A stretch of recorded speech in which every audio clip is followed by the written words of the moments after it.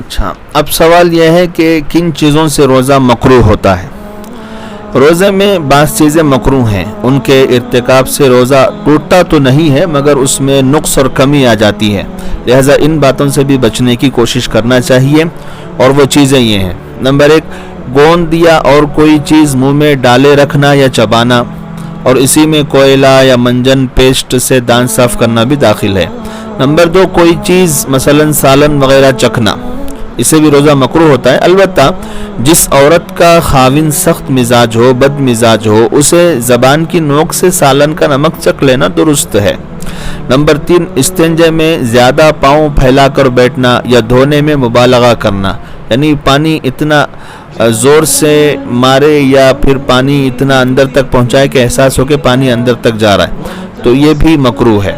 Number 4، کلی یا ناک میں پانی ڈالنے میں مبالغہ کرنا، یعنی زیادہ کلی ایسا کرنا کہ غرغرے کے قریب ہو جائے، حلق تک پانی جانے لگے، یہ بھی مکروہ ہے۔ غرغرے کے قریب کلی کرنا بھی مکروہ ہے۔ اسی طرح ناک میں بہت زیادہ مبالغے کے ساتھ ناک میں پانی چڑھانا بھی یہ مکروہ ہے، اس سے بچنا چاہیے۔ نمبر 5، منہ میں تھوک جمع کر کر کے نگلنا۔ نمبر 6، بے قراری اور گھبراہٹ ظاہر کرنا، یعنی روزے کی وجہ سے بے قراری کرنا، یہ بھی روزے کی حالت میں مکروہ ہے۔ نمبر 7، بیوی سے بغل گیر ہونا، بوسہ لینا، بشرطے کہ انزال کا خوف ہو، تو ایسی صورت میں بیوی سے بغل گیر ہونا، بوسہ لینا یا قربت اختیار کرنا یہ مکروہ ہے۔ نمبر 8، ایسا کام کرنا جس سے کمزوری پیدا ہونے کا اندیشہ ہو، جس کی بنا پر روزہ توڑنا پڑے، مثال کے طور پر کھیل کود، گھومنا پھرنا وغیرہ وغیرہ۔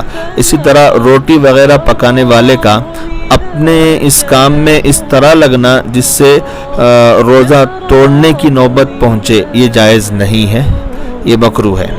اسی طرح یہ باتیں بھی روزے میں مکروہ ہیں: غیبت کرنا، جھوٹ بولنا، گالی گلوچ کرنا، لڑائی جھگڑا کرنا، گانا بجانا، گانا سننا، چاہے وہ ریڈیو کے ذریعے ہو، ٹی وی کے ذریعے ہو یا موبائل کے ذریعے ہو یا کسی آدمی کے ذریعے ہو، یہ بھی روزے میں مکروہ ہیں۔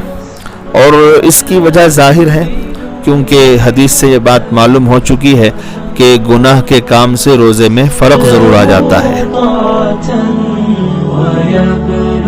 سعد إلى منتهى يتم ربي أيا غافرا رجوتك